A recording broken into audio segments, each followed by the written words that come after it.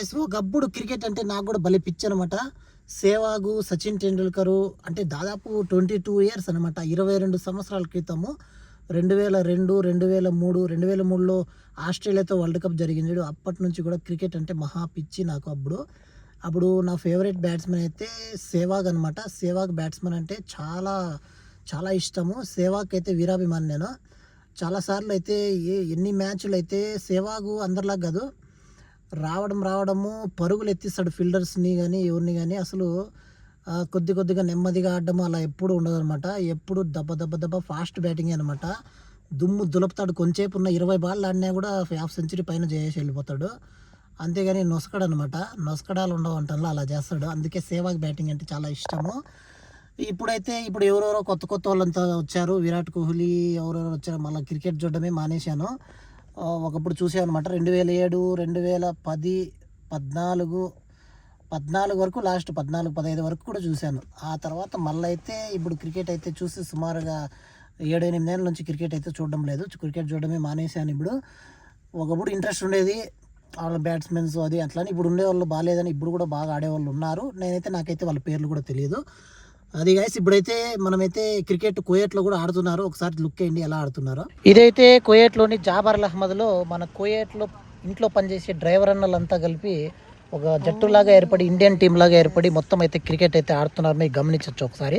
చుట్టూ కువైట్ వాళ్ళ ఇండ్లు అయితే ఉన్నాయి. మధ్యలో ఖాళీ జాగా ఉంటే అక్కడ ఖాళీ జాగాలో మన కేరళ వాళ్ళు, తెలుగు వాళ్ళు, తమిళ వాళ్ళు అంతా రకరకాలుగా సుమారుగా ఉండే వాళ్ళందరూ రకరకాలుగా అంటే మొత్తం అంతా ఇండియన్సే అనమాట. మొత్తం ఇండియన్స్ అంతా కలిపి ఆడుతున్నారు. నేను కూడా కొద్దిసేపు ఆడాను, కాకపోతే ఆ వీడియో నేను తీసుకోలేదు. హాయ్ గాయ్స్, అంతా ఎలా ఉన్నారు? ఐ హోప్ మీరందరూ బాగుంటారని అనుకుంటున్నాను. మన ఛానల్ అయితే మానిటైజేషన్కి అయితే అప్లై బటన్ కనపడింది. ఈరోజు మార్నింగ్ లెస్ చూసేసరికి మానిటైజేషన్ అప్లై చేసుకోమనేసి అయితే నాకైతే కనపడింది. నేనైతే నేరుగా మానిటైజేషన్కి అప్లై అయితే చేశాను. స్టెప్ 1.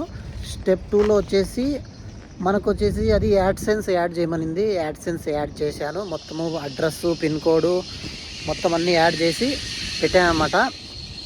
ఇప్పుడైతే అన్నీ యాడ్ చేసేసరికి నాకు 4 to 5 days లేదా ఒక్కోసారి కొన్ని కేసెస్లో 2 to 3 weeks, 2 weeks are 3 weeks కూడా పడుతుందంట. ఒకసారి లేట్ అవుతుంది. మనకైతే 4 to 5 daysలో అది అడ్రస్కి వచ్చేసి మనం ఏదైతే అడ్రస్ ఇచ్చింటామో యాడ్సెన్స్లో ఆ అడ్రస్కి అయితే మనకు ఏదో పిన్ కోడ్ వస్తుందంట, 6 digit పిన్ కోడ్. ఆ పిన్ కోడ్ అయితే ఎంటర్ చేసిన తర్వాత మనకు నెక్స్ట్ స్టెప్ ఉంటుంది, బ్యాంక్ అకౌంట్ యాడ్ చేయడము, ఇలాంటివి ఉంటాయన్నమాట. చూడాలి. ఇప్పటికైతే యాడ్సెన్స్ యాడ్ చేశాను. నెక్స్ట్ పిన్ కోడ్ వచ్చిన తర్వాత మళ్ళీ నేను ఇంకో వీడియో అయితే చేసి పెట్టడానికి ట్రై చేస్తాను. వీడియోకి అయితే లైక్ చేయండి ఫ్రెండ్స్, వీడియోకి లైక్ చేయండి. అదేవిధంగా ఇప్పుడు కువైట్లో అయితే ఈవినింగ్ 4 అవుతుంది టైము. చాలా బాగుంది, క్లౌడీగా చాలా బాగుంది. ఇక్కడ చూడండి కువైట్ వాళ్ళ ఇండ్లు ఎంత బాగున్నాయి. పెద్ద ఇండ్లు బాగున్నాయి కదా, పెద్ద ఇండ్లు అనమాట. చూసారా, ఒక్కొక్క సినిమా హాలు, షాదీ మహల్ అంత ఉంటాయన్నమాట. చాలా పెద్ద ఇండ్లు ఉంటాయి వీళ్ళకు. అది గైస్.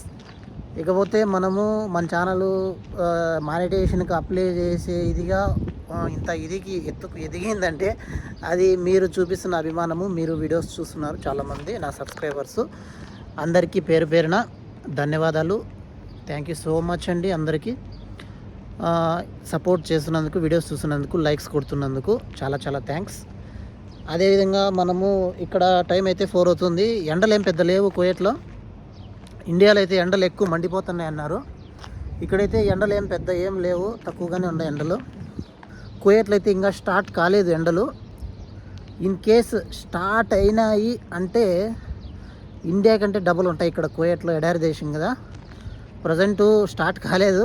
స్టార్ట్ అయితే అప్పుడు సినిమా కనబడుతుంది నాకు. ఇలా బయట నిలబడి ఇదే టైంకి ఎండలు ఫుల్గా వచ్చినప్పుడు వీడియో తీయలేను అసలు. అంత ఎండలు అనమాట. వీడియో తీయలేను. వేడి గాలిలు, కార్లో ఏసీ వేసుకొని కూర్చోవాలి తప్పితే బయట వచ్చి నేను ఈ విధంగా వీడియోలు చేయడానికి కూడా ఉండదు. అంత కష్టంగా ఉంటుంది. అంత ఎండలు అయితే కువైట్లో ఉంటాయి నాకు తెలుసు. కాబట్టి నేను చాలా ఇయర్స్ నుంచి కువైట్లో ఉన్నాను. ఇక్కడ ఎండలు ఫేస్ చేయాలంటే చాలా కష్టము. అతి కష్టం మీద ఎండలను అయితే ఫేస్ చేయాలి కువైట్లో. ఇంకోటి ఇక్కడ రుతుబా అంటారు. రుతుబా అంటే సెగ వస్తుంది. ఆ సెగ వచ్చినప్పుడు చెమట్లు అసలు నువ్వు బయట నిలబడలేవు రెండుసేపు కూడా. బట్టలన్నీ తడిసిపోతాయి. ఆ విధమైన సెగ రుతుబా అని అరబ్బీలో అంటారు. అది గైస్. అలాగే కువైట్లో జరిగిన ఒక సంఘటన చూసినట్లయితే కువైట్లోని షువేక్ పోర్ట్లో చనిపోయిన చేపలు, పెద్ద సంఖ్యలో చనిపోయిన చేపలు అయితే ఒడ్డుకైతే కొట్టుకుని వచ్చాయి.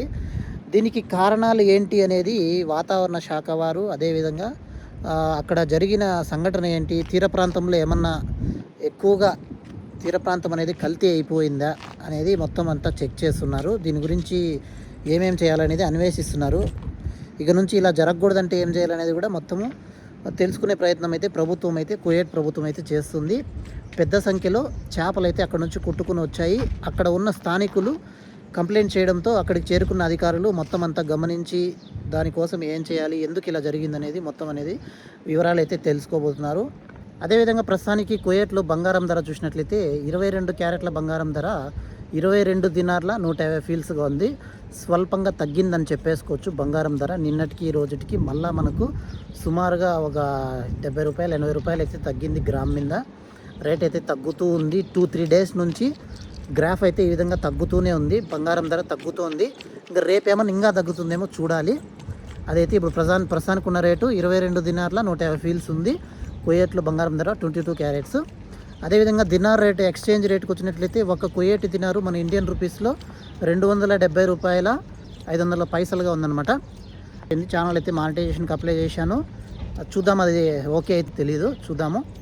ఇక్కడ కువైట్లో కొంతమంది మన వాళ్ళు క్రికెట్ కూడా ఆడుతున్నారు. కేరళ వాళ్ళు, మన ఇండియన్స్ అనమాట, క్రికెట్ ఆడుతున్నారు. మీకు చూపిస్తాను ఇప్పుడు. క్రికెట్ అంటే నాకు కూడా చాలా ఇష్టము, కానీ ఆడే అంత ఇది లేదు. చిన్నప్పుడు ఆడేవాడిని, ఇప్పుడు ఆ క్రికెట్ ఆడే అంత టైము లేదు. చూడాలి, ఈసారి ఇండియాకి పోతే ఖచ్చితంగా క్రికెట్ అయితే ఆడాలి. ఆడి అది కూడా మీకు ఒక వీడియో పోస్ట్ చేస్తాను. ఇప్పుడైతే వీళ్ళు క్రికెట్ ఆడుతున్నారు, ఒకసారి చూసేయండి.